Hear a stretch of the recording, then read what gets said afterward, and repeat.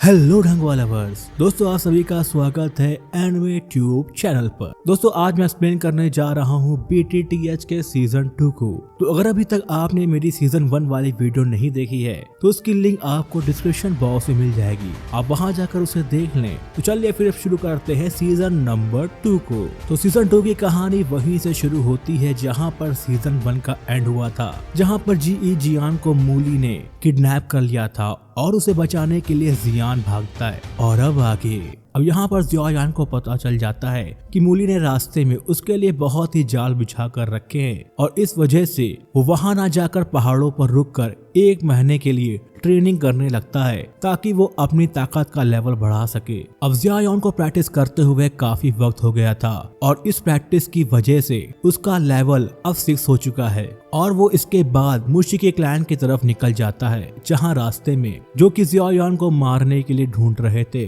तभी जियान अपनी sucking power technique का यूज कर वहां पर एक बहुत बड़ी चट्टान को गिरा देता है, जिसकी वजह से एक बहुत बड़ा जायंट बीस्ट जाग जाता है। जिसके बाद वो बीस्ट उन सभी सैनिकों को जान से मार डालता है और फिर जियान वहां पर आकर उस बीस्ट को अपनी तलवार की मदद से मार डालता है। इसके बाद वो आगे बढ़ता है और अगले दिन एक पुल के पास पहुंचता है। वहां पर उसकी उन सैनिकों से भी लड़ाई होती है जिन्हें वो बहुत ही आसानी से हरा देता है और इसके बाद वो एक सैनिक से मूली के क्लैन के बारे में सारी जानकारी लेता है, जिस पर वो सैनिक उसे बताता है कि मूली क्लैन का हेड का नाम मुशी है और उसके 3 बेटे हैं जो कि बहुत ही पावरफुल वॉरियर हैं। अब ये सुनकर जियान उस सैनिक को मार देता है और मुशी के तीनों बेटों को एक एक करके मारने का फैसला करता है और फिर वो उसके तीसरे बेटे हीमिंग को मारने के लिए निकल जाता है। तो मूली एक बहुत बड़े सेट का रहने वाला है और उस सेट का लीडर जिसका की नाम मुशी है वो मूली के पिता है। अब मूली अपने पिता को बताता है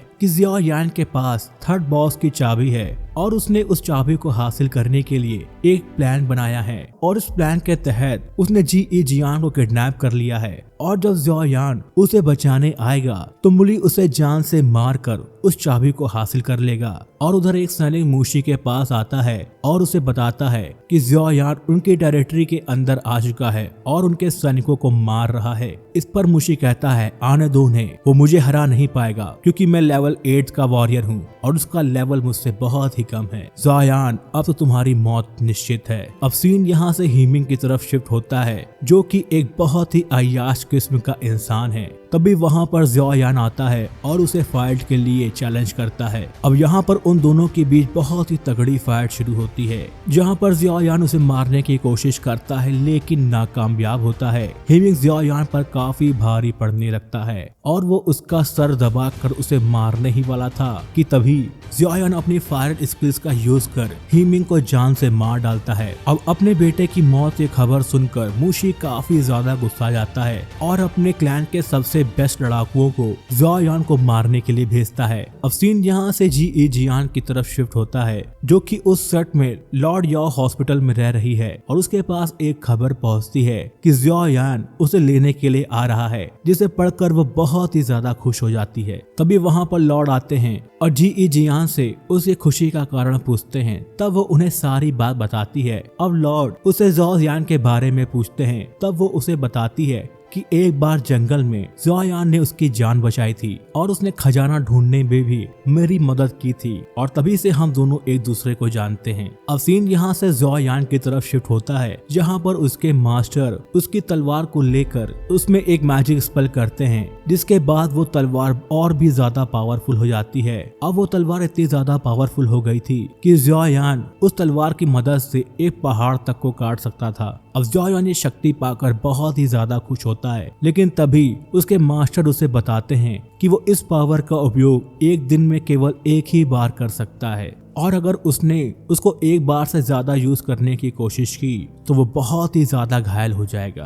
अब कहानी यहाँ से अगले दिन बढ़ती है जब जियान एक पहाड़ की चट्टान पर बैठकर ध्यान लगा रहा था। तभी वहाँ पर मूली अपने साथियों के साथ उसे मारने के लिए आता है। तभी सभी सैनिक जियान के ऊपर तीर चलाते हैं। जियान अपनी तलवार की मदद से उन सभी तीरों से बचता है और छलांग मारते हुए जंगल की तरफ भागता है, लेकिन आगे जाने पर खाई थी जिसकी वजह से वो रुक जाता है तभी वहाँ पर मुशी भी आ जाता है और वो जिया यान से तीसरे बॉस की चाबी मांगता है, लेकिन तभी जिया यान उसे चाबी दिखाते हुए उस चाबी को खत्म कर देता है। अब इससे मूली और मुशी बहुत ही ज्यादा गुस्सा जाते हैं। अब मुशी गुस्से में आकर जिया यान पर अटैक करने लगता है। जिया यान उसके अटैक से बचने की कोशिश करता है लेकिन नाकामयाब होता है। मुशी बहुत ही ज्यादा ताकतवर है और इस वजह से जिया यान उसके सामने टिक नहीं पा रहा था। अब जैसे ही मुशी जिया यान को मारने वाला था तभी उसे अपने मास्टर की वो सीक्रेट टेक्निक याद आती है और फिर जिया यान उस सीक्रेट स्वॉर्ड टेक्निक का यूज कर मुशी को मार डालता है।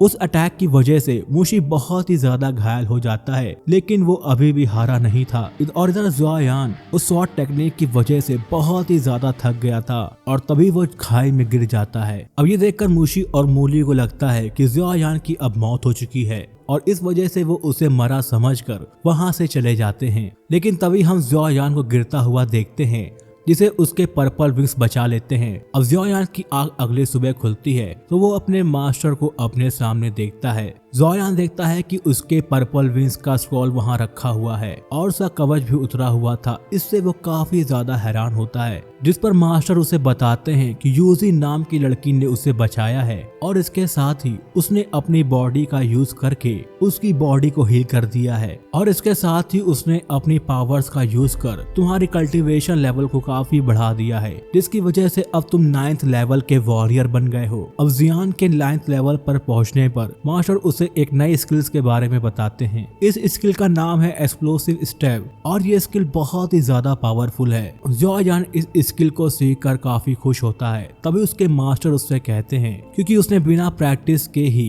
9th लेवल को अचीव कर लिया है, इसलिए उसे इस लेवल को बरकरार रखने के लिए उसे हर रोज एक 5 स्टार लेवल से बड़े मॉन्स्टर को मारना होगा। अब सीन यहाँ से जंगल में शिफ्ट होता है जहाँ पर हम एक आदमी और एक लड़की को भागता हुआ देखते हैं। वो किसी से डर कर भाग रहे थे जो कि मुशी क्लैन के आदमी थे। मुशी क्लैन के आदमी उन दोनों को मारना चाहते थे। तभी वो लड़की भागते हुए थक जाती है। अब वो इतनी थक चुकी है कि वो आगे भाग नहीं सकती। तभी वहाँ पर जिया यान आता है, जिसे देखकर उसका साथी उस पर तलवार तानता है और उसे वहाँ से जाने के लिए कहता है, लेकिन जिया यान उससे कहता है कि उन्हें उससे कोई भी खतरा नहीं है। तभी वहाँ पर मुशी क्लैन के लोग आ जाते हैं और साथ ही उनका सेनापति गैनमू भी वहाँ पर आ जाता है। अब जियान एक्सप्लोसिव स्टेप्स का यूज करता है और उन सभी को बहुत ही आसानी से हरा देता है। अब जैसे ही जिया यान गैनमू को अपनी स्वॉर्ड से मारने ही वाला था कि तभी वो जिया यान से कहता है कि वो जानता है कि जी जियान कहाँ पर है। अब ये सुनकर जिया यान रुक जाता है। तब गेमू उसे बताता है कि जी जियान इस वक्त लॉर्ड यॉ के घर पे है और इसके साथ ही वो उसे आगे बताता है कि मुशी ने हर जगह ये खबर फैला दी है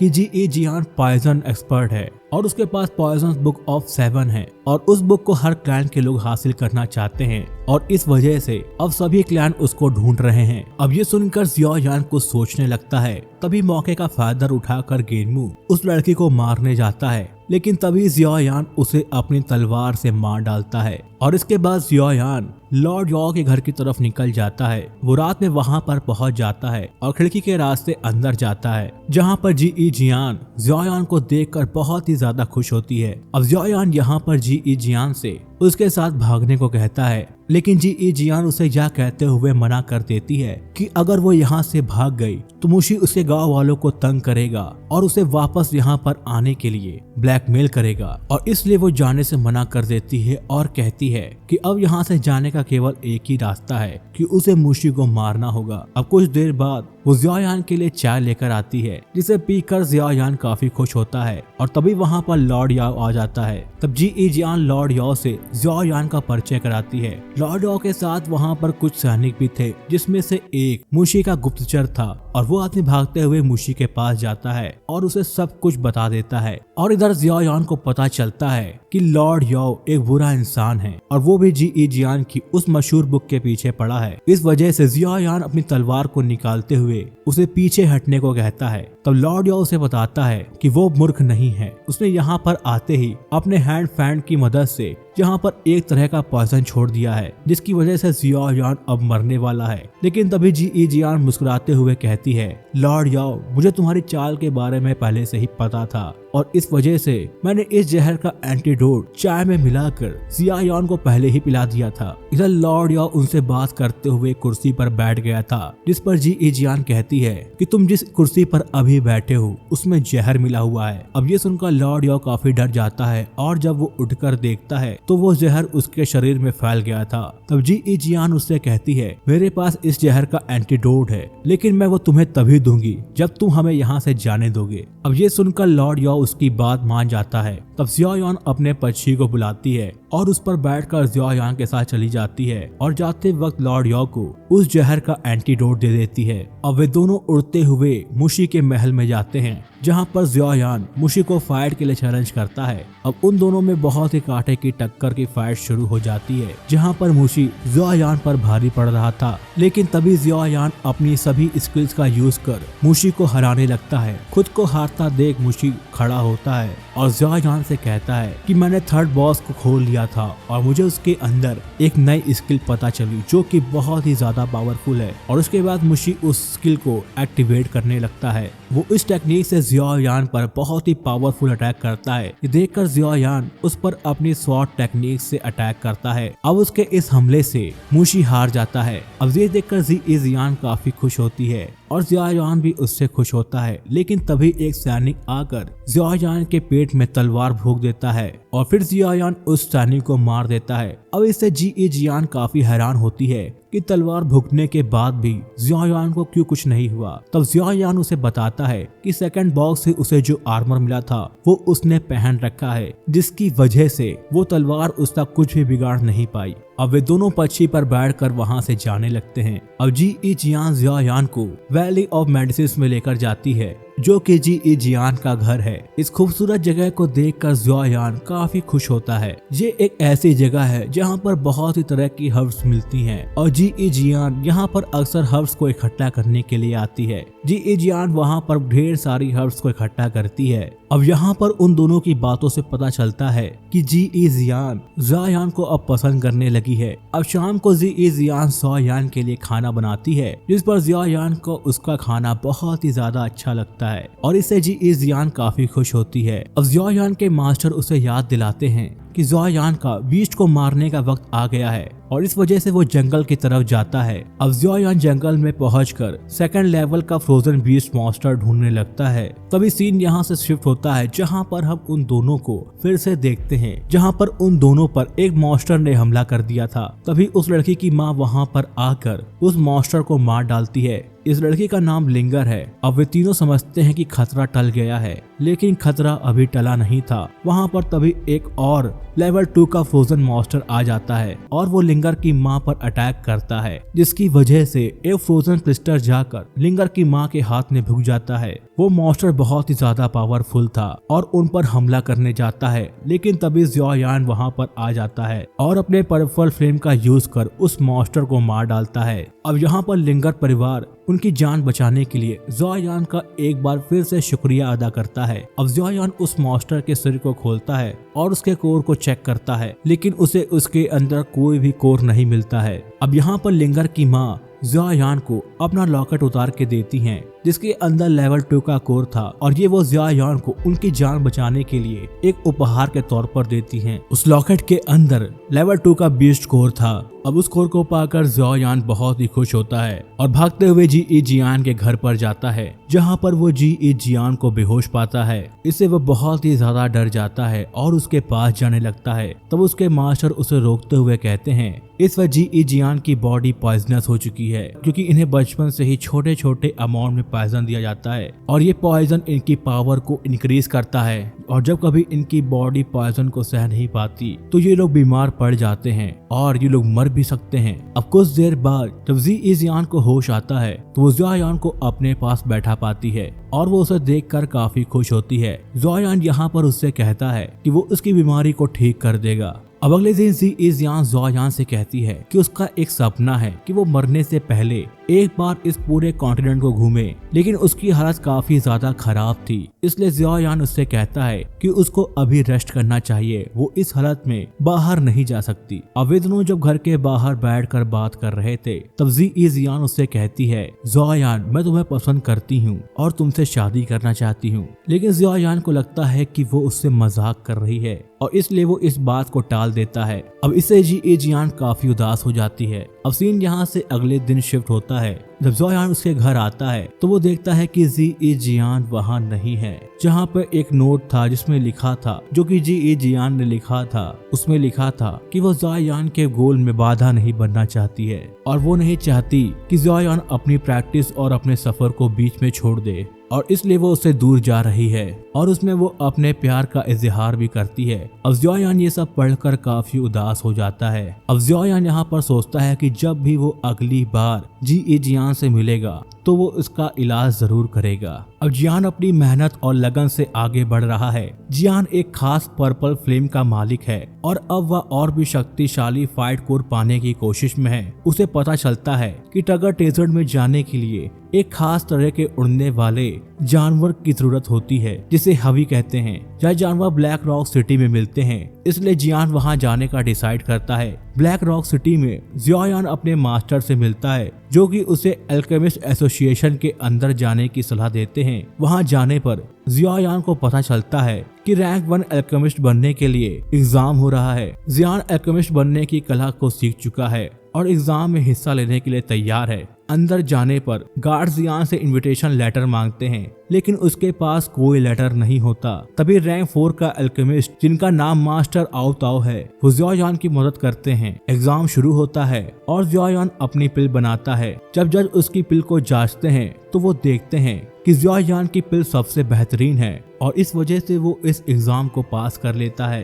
जियाओ यान अब रैंक 2 का एग्जाम भी देना चाहता था। तभी लिनफी नाम की लड़की, जो जियाओ यान को नीचा दिखाना चाहती है, वो रैंक 2 का एग्जाम जल्दी से ऑर्गेनाइज करती है। जियाओ यान फिर से पिल बनाता है और वो इसे भी पास कर लेता है। अब जियाओ यान को कुछ खास इंग्रेडिएंट्स चाहिए होते हैं, जिन्हें पाकर वो और भी शक्तिशाली बन सकता है। जज उसे एक लाइब्रेरी में ले जाते हैं, लेकिन वहाँ उसे आई स्प्रिट कोल्ड फाउंटेन नहीं मिलता। तब मास्टर ताओ उसे एक ट्रेजर कलेक्टर के पास ले जाते हैं, जहाँ जियाओ यान पर्पल फ्लेम के लिक्विड के बदले आई स्प्रिट कोल्ड फाउंटेन हासिल करता है। अब जियाओ यान अल्केमिस्ट एसोसिएशन से रैंक 3 की कोर भी पा लेता है। वो वहाँ पर एक बहुत ही बुरे आदमी को देखता है, जो निर्दोष लोगों पर अत्याचार कर रहा होता है। जियाओ यान उसे रोकने की कोशिश करता है, लेकिन मास्टर ताओ और लिनफी उसे रोकते हैं। फोलेन नाम का एक व्यक्ति जियाओ यान को अल्केमिस्ट इवेंट का इनविटेशन देता है, जिसे जियाओ यान स्वीकार कर लेता है। मास्टर ताओ उसके लिए हाई एयर सर्विस का इंतजाम करते हैं और जिसके बाद वो अपनी जर्नी को कंटिन्यू करता है। बोर्ड पर जियान और उसके मास्टर रैंक 4 की दवाई बनाने की कोशिश करते हैं। ये दवाई बहुत ही शक्तिशाली है और इसे बनाते समय उन्हें बहुत सावधान रहना पड़ता है। आखिरकार वे दवाई बना लेते हैं, लेकिन इसके चलते कई दुश्मन उनके पीछे पड़ जाते हैं। आखिरकार जियाओ यान और उसका मास्टर टगर डेजर्ट में पहुंचते हैं, जहां कई खतरनाक मॉन्स्टर्स हैं। जियाओ यान को एक सपना आता है, जिसमें वह एक लड़की, जिसका की नाम यूजी है, उसको देखता है। वो उसे बहुत पसंद करता है, लेकिन सपना देखते ही उसकी आंख खुल जाती है। उसके मास्टर उसे समझाते हैं कि उसे खुद पर विश्वास करना चाहिए और डर को अपने ऊपर हावी नहीं होने देना चाहिए। अगले दिन जियाओ यान डेजर्ट में यात्रा करता है और एक शॉप में एक खास मैप का टुकड़ा पाता है, जिसमें एक शक्तिशाली फ्लेम की लोकेशन होती है। लेकिन वो इस टुकड़े से संतुष्ट नहीं होता और पूरे नक्शे की मांग करता है। दुकानदार साफ मना कर देता है और कहता है कि उसके पास केवल यही टुकड़ा है और वो उसे बेचना नहीं चाहता। जियाओ यान उससे अधिक पैसे देने का प्रस्ताव रखता है, लेकिन दुकानदार फिर भी मना कर देता है और उसे चेतावनी देता है कि इसे चुराने की कोशिश भी मत करना। इस पर जियाओ यान को गुस्सा आ जाता है और वो कहता है कि अगर तुम मुझे ये नहीं दोगे तो मैं चुरा लूंगा। इस पर दुकानदार अपनी शक्तियों का प्रयोग करके बाहर जाने का दरवाजा बंद कर देता है और जियाओ यान पर हमला करने की तैयारी करता है। अब जियाओ यान और दुकानदार के बीच लड़ाई शुरू होती है। जियाओ यान हारने लगता है क्योंकि दुकानदार बहुत ही ज्यादा पावरफुल है और आइस के जादू का प्रयोग करना जानता है। जियाओ यान की सभी कोशिशें नाकाम होती हैं, लेकिन फिर भी वह हार मानने मारने के लिए तैयार नहीं होता। जब जियायान अपनी तलवार फेंक कर हमला करता है तो दुकानदार उसे रोकता है और इसे वापस जियायान पर फेंक देता है। जियायान मरने ही वाला होता है, लेकिन तभी वो अपने पर्पल विंग्स निकाल कर आसमान में उड़ जाता है और अपनी जान बचा लेता है। दुकानदार पर्पल विंग्स को देखकर चौंक जाता है, क्योंकि ये बहुत ही कीमती खजाना है और वो समझ जाता है कि जियायान एक बहुत खास आदमी है। अब जियायान अपने मास्टर की मदद से दुकानदार से फिर से लड़ता है और इस बार वो जीत जाता है। दुकानदार उसे बताता है कि नक्शे का दूसरा हिस्सा भी उसके पास है, लेकिन वो उसे तभी देगा जब जियायान उसकी मदद करेगा। दुकानदार, जिसका असली नाम हीबो थोंग है, जो कि एक प्रसिद्ध आइस एम्परर है, जियायान से कहता है कि वो उसे एक श्राप से आजाद करने में उसकी मदद करे। जियायान पहले तो उसे मना कर देता है, लेकिन उसके मास्टर उसे समझाते हैं कि ये मौका उसे बहुत ही फायदा पहुंचाएगा। जियायान को रैंक 6 पिल बनाने के लिए सामग्री ढूंढनी होती है और वो एक नक्शे के सहारे उसे ढूंढने निकल जाता है। कई दिनों तक प्रयास करने के बाद भी उसे सफलता नहीं मिलती। इस पर उसके मास्टर उसको पेशेंस रखने की सलाह देते हैं। फिर एक दिन जियायान एक आदमी से मिलता है जो कि किसी से डर कर भाग रहा था। वो आदमी जियायान से मदद मांगता है और बताता है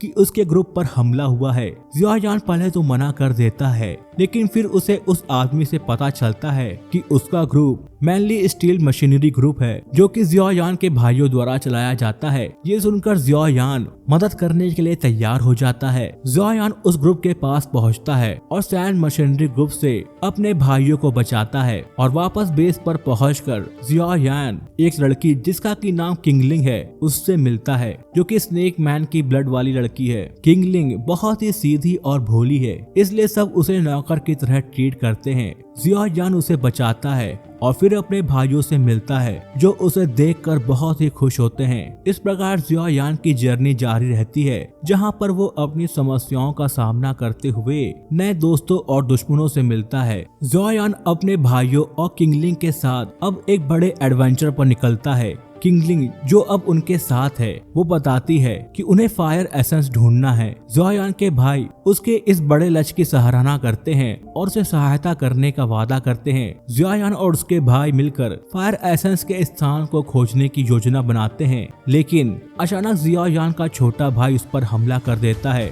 जिसे देखकर सभी चौंक जाते हैं। ये सब बस एक मजाक था जिस पर वे सभी हंसते हैं। ये हमला वास्तव में जियायान की शक्तियों की परीक्षा थी। अब सबको समझ में आ गया है कि जियायान अब बहुत शक्तिशाली बन गया है और किसी भी बड़ी चुनौती का सामना कर सकता है। अब जियायान और उसके दोनों भाई मैप को देखकर उसकी लोकेशन खोजने की कोशिश करते हैं, लेकिन उन्हें ज्यादा कुछ समझ नहीं आता। तभी किंगलिंग कहती है कि उसने एक जगह पर अजीब सी ऊर्जा महसूस की थी, जो कि उसके ब्लड से मेल खाती है। अब ये सुनकर सभी समझ जाते हैं कि ये क्वीन मेडुसा की ऊर्जा है। सभी मिलकर उस स्थान की ओर जाने का फैसला करते हैं, लेकिन तभी सर मशीनरी के लोग वहां आ जाते हैं और उन पर हमला करने लगते हैं। जियायान और उसके भाई उनसे लड़ते हैं और उनसे बहुत ही आसानी से जीत जाते हैं। इसके बाद वे खुफिया रास्ते से नीचे जाते हैं, जहां लाल रंग का गर्म लावा है। जियायान अपने पर्पल विंग्स का उपयोग करके लावा को पार करता है और दूसरी तरफ पहुंच जाता है। तभी वहां पर एक लावा स्नेक मॉन्स्टर जियायान पर हमला करता है, लेकिन जियायान उससे बचता है और इसके साथ ही अपने भाइयों को भी बचा लेता है। अब किंगलिंग की मदद से वे लावा के अंदर छुपे फायर एसेंस को ढूंढने में सफल हो जाते हैं, लेकिन जब वे फायर एसेंस को ढूंढते हैं तो वहां उन्हें कुछ नहीं मिलता। अब इससे जियायान बहुत निराश होता है, लेकिन उसके मास्टर उसे समझाते हैं कि उसे हार मानने की बजाय कोशिश जारी रखनी चाहिए। आखिर में उन्हें एक छुपा हुआ 7 कलर्स स्नेक फ्लेम मिलता है। इसे देखकर उन्हें समझ में आता है कि क्वीन मेडुसा ने फायर एसेंस को पहले से ही ले लिया है। अब जियायान समझ जाता है कि उसे आगे कहां जाना है और फिर वो उस जगह की ओर निकल पड़ता है। और इसी के साथ बैटल थ्रू द हेवंस का सीजन 2 यहीं पर खत्म हो जाता है। दोस्तों, अगर आपको मेरे द्वारा की गई एक्सप्लेनेशन पसंद आती है तो वीडियो को लाइक और चैनल को सब्सक्राइब करना बिल्कुल भी मत भूलिएगा। अब मिलूंगा आपसे अगली वीडियो में, तब तक tata bye bye and take care.